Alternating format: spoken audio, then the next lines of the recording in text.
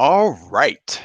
Hello, and thank you for joining us today. My name is Ramian Pierre, and I am part of the team that works at the Executive Leadership Council.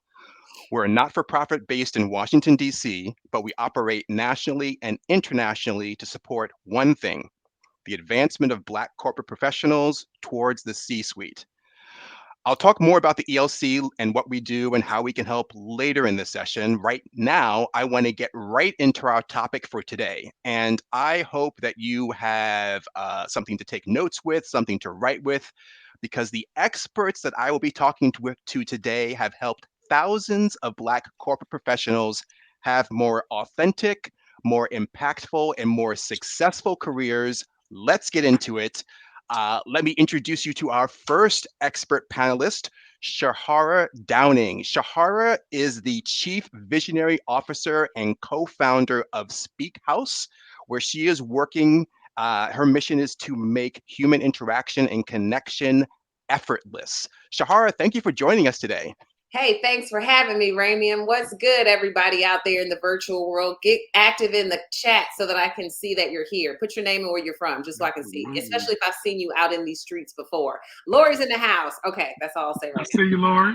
Okay. All right, so while Shahara is greeting people out in the streets, let me introduce you to our other expert panelist for today, Olu Burrell. Olu Burrell is president and CEO of Olu Burrell Consulting. He's been an executive coach for more than 20 years, and he's also been adjunct faculty at the Executive Leadership Council, along with Shahara. Olu, thank you for joining us today. Oh, man, thank you so much for having me. It's so wonderful to be here with my partners. It's like being in a mini family reunion. We ain't got to fight over none of the dishes because there's only three of us. So that's cool. And hello, everybody out there. So thankful for you all to be here today. Excited to have this chat. Yes. So let's start with the problem, right? We want to define the problem so we can work on the solutions and give people some tactics, strategies that they can walk away today with that they can employ tomorrow. So I'll start with you, Shahara. As you see it, what is the visibility challenge that Black corporate professionals are facing today?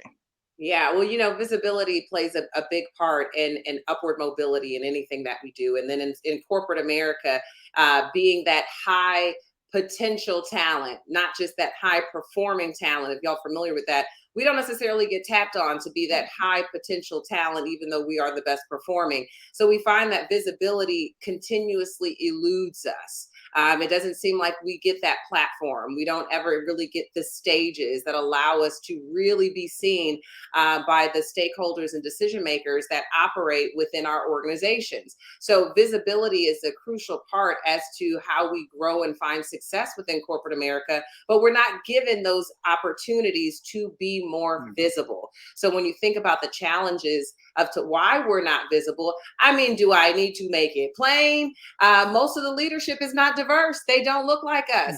I like to reference them as my white brothers and sisters, but those are the people that are choosing who's going to get that increased visibility. And because we don't look like them, and because they don't identify themselves as having similarities or see themselves in us, then we're locked out immediately for those opportunities to be seen and to increase our visibility. So that's a big challenge that we're faced with.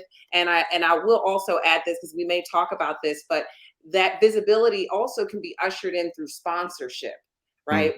But a lot of those sponsors that unlock the doors to visibility also do not look like us. So they are more likely to find those that they are similar with. And that just also starts with just the skin color. Those are the obvious things that we have to deal with. So, when you think about visibility, we're not getting those opportunities. And even when we do look at ways in which to increase our visibility, even in the space of, garnering sponsorship, that could be a challenge as well. So, across the board, y'all, I think that those are some of the challenges we're faced with when it comes to visibility, growing that visibility in corporate America. That makes a lot of sense to me, Shahara. I have a follow-up about that. What is the impact of that lack of visibility before I go to Olu? But let me say this. At the ELC, one of the things that we have seen over and over again is that, as you pointed out, high-performing Black corporate professionals are not visible to their management and therefore not getting opportunities. And what we're seeing is that those high-performing Black corporate professionals many of them are counting on the quality of their work to speak for themselves instead of them doing it themselves. But we're finding that's not enough. You talked about that, but can you Yeah. can you tell me this for a moment? What are the impacts? What might a Black corporate professional feel if they're not visible enough? Like, how would they recognize whether or not their work is speaking enough for themselves, or whether they need to do a little bit more? What does it look like when they're not visible enough, when they're invisible? Yeah, and share that in the chat, ladies and gentlemen. When you know that your visibility isn't as grand as it should be, how do you feel? What does that leave you feeling? Right? Let's all like recognize that within ourselves. I would say, Absolutely. I heard through the grapevine. And we don't want to hear through the grapevine about opportunities. We want to hear about those personally. We want it to come from, the source directly to us. So if you're feeling like you're hearing about opportunities, hearing about spaces and places where decisions were being made and you weren't there, you're probably feeling like you're the last to find out about something, or Hmm. you're just missing the application date, or you're just missing the opportunity to put your name in the hat for it. Like you're close to it, right? People know that you may be viable for these opportunities, but so you may feel like you can just reach up and grab it. You may feel like you can reach up and touch it, but you're feeling like you're just right outside of the grasp of reaching for those next opportunities. So those are the things that you're definitely going to feel. Sometimes you may even feel like I'm talking, but it doesn't seem like anybody's hearing me. Yeah. Right? And so now, and we'll talk about this in some of the solutions, is okay, are we talking about the right things? And are we talking to the right people? Right. So those are some things that you're definitely going to start feeling. Those are things that you may be seeing happening in your career right now. I see some agrees, some people said, Renee said disregarded, consistently challenged, excluded, dismissed, or not valued. Can I get an amen? So those are some things that you're definitely going to see and feel if you're not positioning yourself in these high visible spaces. Excellent. Thank you. All right. Olu, I want to bring you to the conversation. So, sometimes people think that visibility is an on-off switch, that you're either visible or invisible. But what we're finding at the ELC is that really there's a sweet spot between invisible at one end and hyper visible at the other end. And you're Yeah. really trying to like get into the middle there. What are some other things that people tend to get wrong about this challenge of being visible when you're a Black corporate professional? Absolutely. And thank you so much for the question. I think the way you framed it is exactly the way it needs to be framed, right? People, you kind of see it as this either or dynamic, but there's a both and quality to it. For instance, I think for the most part, my colleague and partner in crime, Sherhara, was talking about some of the external things that happen that prevent people from stepping out to the spotlight. If you'll indulge me, I'd like to talk about some of the inner workings that we struggle with ourselves, Please. because I think for a lot of us, we tend to conflate the difference between modesty and humility. We tend to think that they're the same thing. And the way that I would say it in a simplified way is modesty is downplaying what you do well, while humility is not overplaying what you do well. Mm. But somehow along the way, what we do is we say, well, if I speak too highly of myself or if I promote myself, I've been told all my life not to show off. I've been told all my life, you got to be humble. You got to be humble. And we conflate that in our mind and say, maybe am I doing too much? Are people judging me? Are they looking at me? And that's something that we have to kind of figure out within ourselves. And to a point you said a little bit earlier, Raymond, we talk about work ethic as if your work will get you noticed. It might, all right. But I think, and I like to play around with words. That's the wordsmith in me. I call it worth ethic. Your worth ethic is what's going to take you to the next level. And that means first recognizing who you are and how you show up and how you are engaged and experienced. And then having the confidence, yes, grounded in humility, to say, it is worth me then promoting who I am to those persons who are in positions to use their reputational currency to advocate for me in rooms that my feet have not yet entered. Mhm. And so I'm gonna stop. No, don't stop. I love it. So actually, a request for a replay. There's somebody who wanted to miss the gem about the difference between modesty and humility. Can you break that down for us again? Absolutely. So, and I'll put a little bit more detail on it. So modesty is downplaying what you do well, right? So if you're a person who's traditionally been told like, oh, I have a hard time accepting compliments. So if somebody gives you a compliment, and you say no, you immediately demur, or you say, oh, you think I did a good job individually? Well, it was a team effort, right? And I think there's a way to say, yes, I did well, and here is my contribution, and I could not have done it all without my team. So it's accepting and widening the circumference and the sphere of influence for the teams that you work on, doing the both and. But what happens is we get so caught up on, nah, I mean, I did work hard, but you know what? These guys or these people deserve the credit. And it's just like, that's not serving you. Stop it. I'm looking at you. Stop it. Okay? Humility is saying thank you. So when the comment comes, your very first reaction is thank you. That's acceptance. It's going to feel different. I want you to feel different. And then once you say thank you, you can speak to those things that made those things possible by both talking about what you did well and bringing what other people did well as well, but not by downplaying yours and uplifting everybody else. And so we have to get used to playing in the both and, because that's what's going to be needed from us in the world of I love this, and I feel like those definitions really tie into what you were saying about worth ethic. Yeah. Thank you. And I have thank you. And if I have a challenge for folks watching us, to piggyback off something Olu said, and someone gives you a compliment for the next 30 days, if someone gives you a compliment, what you're going to say is, thank you, I agree. Even if you have to say it in your own head, say, thank you, I agree. All right, let's get to strategies and tactics. So we framed the problem, but let's talk about like what folks can do to move the needle to stay in the visibility sweet spot between invisible and hypervisible. Sherhara, I'll start with you, but Olu, I'm going to come right at you right after that. What can Black corporate professionals do today to make themselves more visible?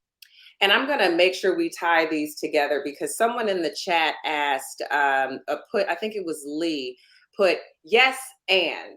So when you get that compliment, someone says you did a great job, like, I just got a haircut, and they're like, oh, you look so good.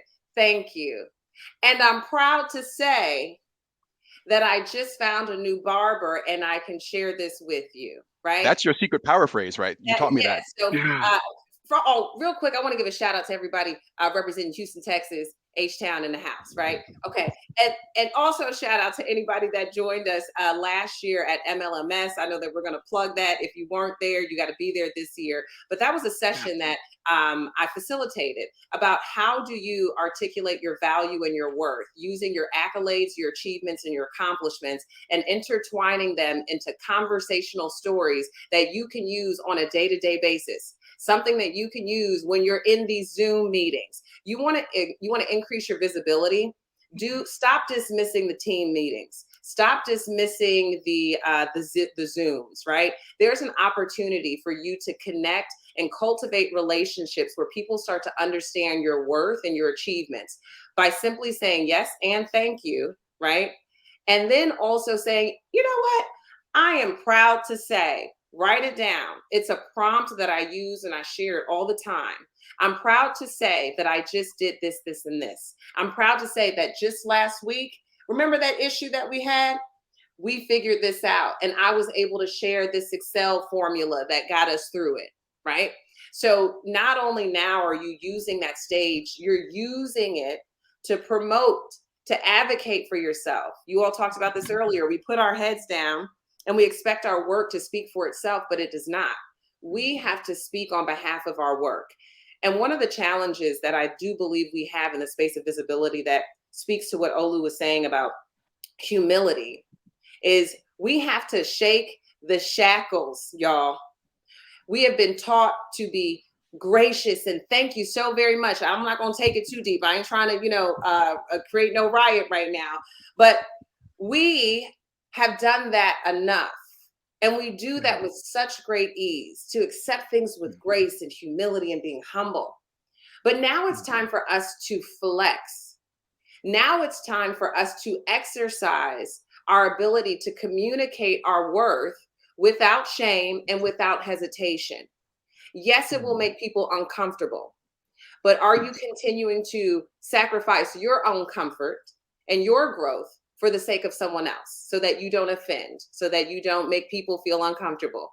So I would say that one of the really easy tactics that you can use to articulate your worth during these meetings, when someone says, "Hey, Sherhara, how's everything been going?" "Oh, everything's great." You missed an opportunity. Instead, you say, "I am doing fantastic. In fact, I'm proud to say," and then you throw in, what's that thing that people seem to overlook? What's that thing that you just did? What was that contribution that you just made? And now it's a conversation. And ain't nobody gonna hate on you if you say it like, "I'm proud to say." How can we not be proud? We're proud of other people's achievements and accomplishments. Now let's vocalize the accomplishments, the achievements, the milestones that we've done for ourselves. Let's be proud of those and let's articulate that. Oh, I love us. Well, I love that. First, you gave us a word that, I'm paraphrasing here, that 2022 was the year of grace, giving grace. Let's make 2023 the year of flexing, like what Come we're good on. at. And then you gave us words to do that. Yeah. Yes, thank you. I am proud to say, dot, dot, dot, fill in the blank. I love it. Olu, and for all those of you taking notes, please keep taking notes and know that if you've registered for this LinkedIn Live, we will be sending out a handout that has not only the strategies that Olu and Sherhara are talking about right now, but even more tactics that you can use to be more visible. But Olu, let me go to you. What can Black corporate professionals do to be more visible? Yeah, I wish I could I'm looking at all y'all in the camera right now. I just want y'all to look at me. Okay. Yeah. Listen to me when I say this. There's a saying that says the comfort zone is a really nice place, but nothing ever grows there. I'll say it again. The comfort zone is a really nice place, but nothing ever grows there. The reason why I'm sharing that is because sometimes we have the tendency to let what we deem to be our personality to get in the way of our destiny. And I Say would that again. apologize. Say that again. I'm I'm sorry. Sorry. gonna say it again. So my dad was a preacher, so it's in there. Okay. So I say sometimes we have a tendency, to let our personality, get in the way of our destiny. And what I mean by that is sometimes people say, well, it's easy for Sherhara and Ola to say it. It's obvious they extroverts. I'm low key. I don't do that. I don't need to do all that. That's not part of my personality. And what I would love to just break it to y'all. Shout out back to Sherhara said Houston, Texas. Beyonce is a raging introvert. Most of these performers that are out here on stage are raging introverts who come alive when their work is aligned with their calling. And that is something you have to give yourself permission to do. Because if you keep saying, well, I don't like to speak up because I just kind of like to play it cool and play it safe. It's like, okay, so I'm asking you to stretch. I'm asking you to say, how can I speak up? How can I ask that question and not be afraid that, oh, I'm gonna hold up the meeting because everybody else is like, when is the meeting going to end? I'm trying to leave. And you're like, but I have a question. One, it signals that you're curious. Two, it signals that you are interested. And three, it gives people to know who you are, and the quality of the questions that you then ask will then make you present and top of mind for people who could potentially decide whether you get that next opportunity. Right. And so I say that, lovingly to all of you, like if there's a story that you are making up that has been keeping you where you are, you have the pen. You can change what that story says today and tomorrow, and you can show up differently, and not show up differently in a way that says I am not who it is that I have been pretending to be. It's I am growing. You are in the process of growing, and so give yourself permission, if the current story you're living is not working, to tell a better story to yourself and to others by wading into those deeper waters and making and taking that risk. There is, frankly, there's a quote that says, there is no safe way to be great. Mm-hmm. There is no safe way to be great. I love this. All right. So in a second, I'm going to ask each of you to share if people want more information about how to be more visible or the strategies that you're talking about, where can they go? But let me say this as both summary and a way of connecting the two things that your two conversations together, your two replies together. Both of you really talked about the inner work that has to happen to make yourself more visible. Like we all think that we have to start with doing something out there, but as you point out, we're often getting in We're letting our personalities get in the way of our destiny, as you put it, Olu. And I'll paraphrase it this way to say that you said we are a character in the story of us as told by us, but we're also the one holding the pens. We are the author. We can change the narrative. So let's change it to a growth mindset, as was pointed out by one of our LinkedIn Live viewers, and once we have changed ourselves internally, we'll be able to be humble as we share what we're good at and what we're proud of. All right. So Sherhara and Olu, if people want more information about how to be more visible, to hit that visibility sweet spot, or to hear more about your strategies and tactics, how can they do that? Shahar, will you Yes. start us? So you can find us out in these internet streets, one street called LinkedIn. Go ahead and put Sherhara Downing. My name is like a small country in the world that no one's ever heard of, but you put me there, you will see me. So definitely connect with me on LinkedIn. I'm moving into a space where I'm really excited to publish more content. So, hold me accountable, ladies and gentlemen. Okay, hold me accountable. Come find me on LinkedIn. And then also, my company is called SpeakHaus. We're on a mission to seize 1 million opportunities with our community. People want to be better communicators, but I say, and then what, as Jeezy would say, it is to seize these opportunities, right? So we use strengthening your communication skills and making human connection effortless. So if you want to get more coaching in the space of communication so that you can seize your next opportunity, then holla at me on LinkedIn and at speakhaus.com. Thank you, Shahara. And Olu, how can folks find out more or connect with you? Oh man, I love working with And y'all commercial. know me and Olu work together all the time. So Yeah, we do. Yeah, that's my sister right there. So similar to Shahara, I am not the only Olu.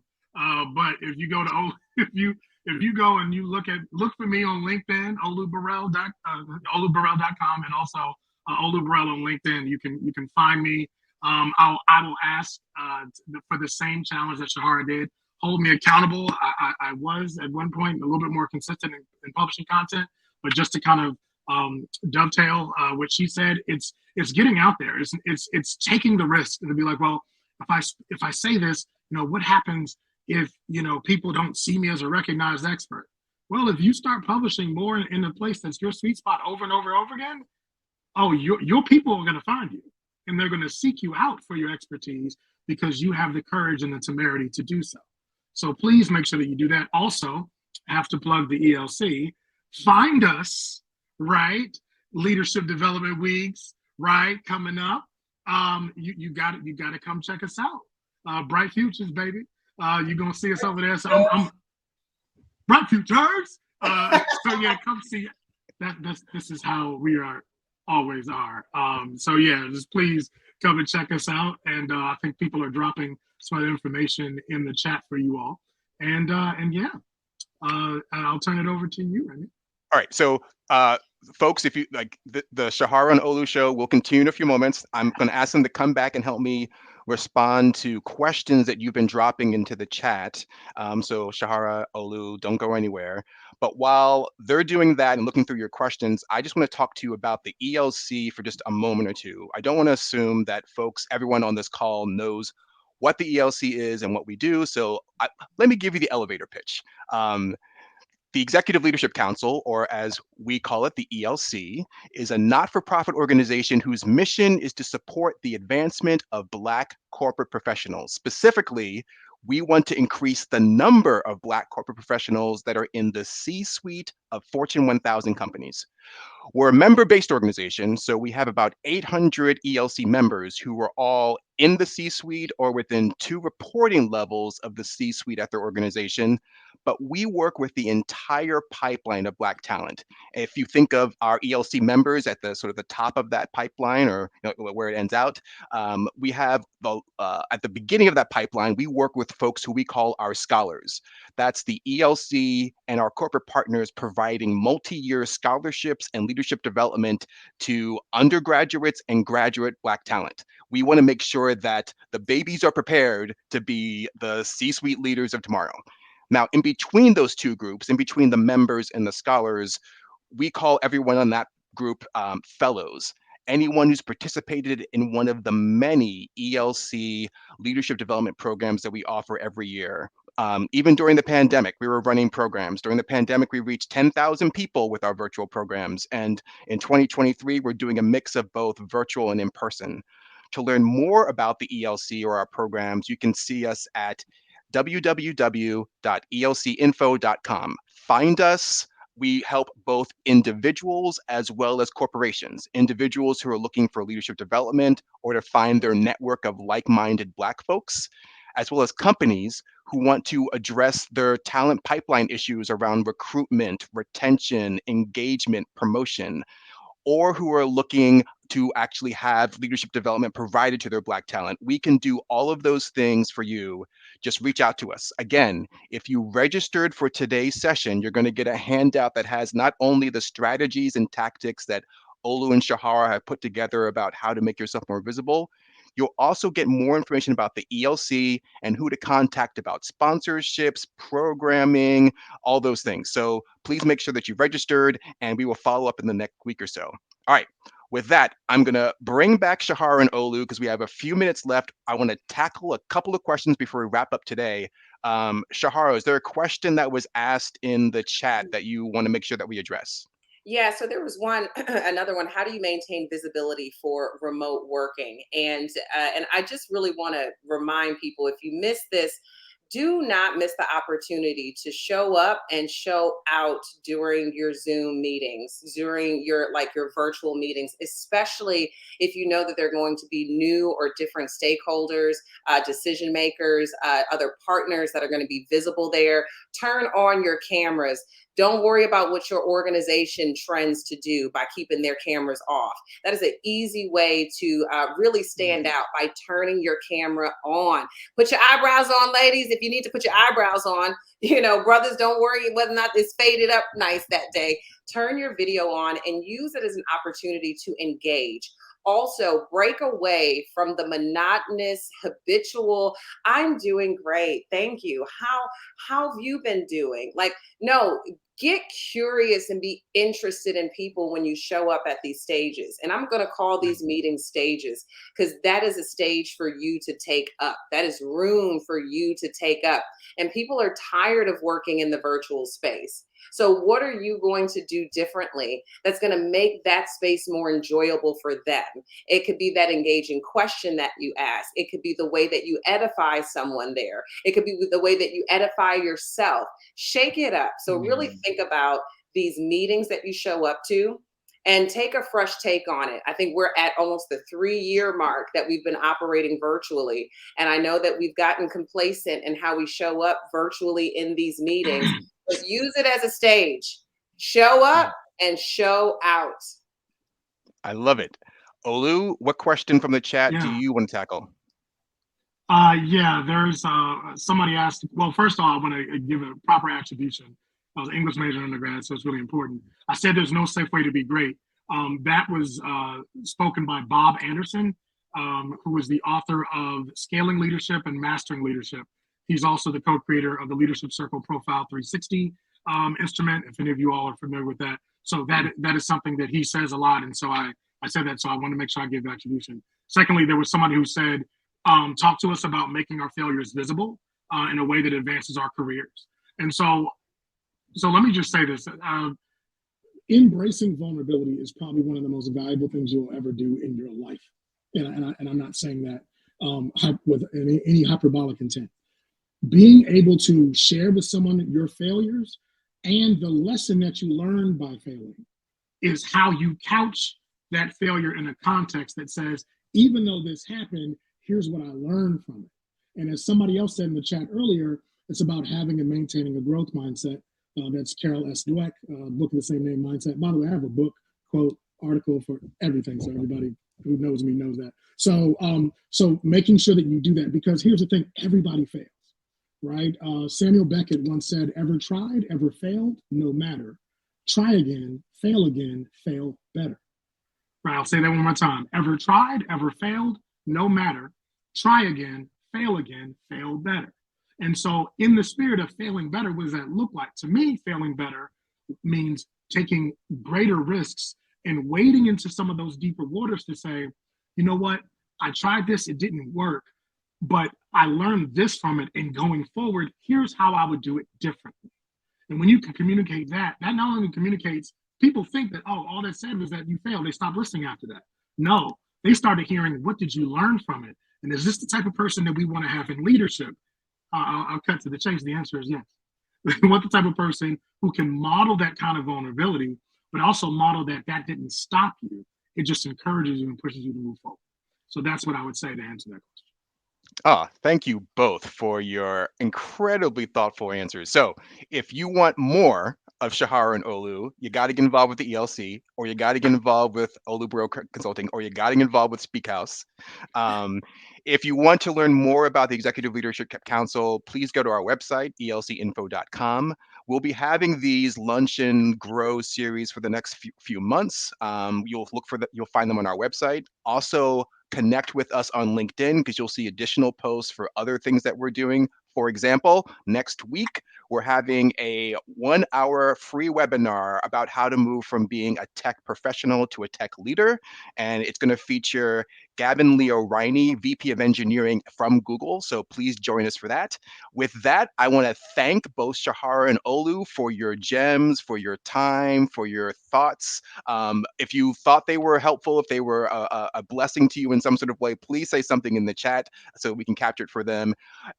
Other than that, thank you all for joining us. Please take care. Have an amazing day. Thanks, everybody. Thanks, everybody.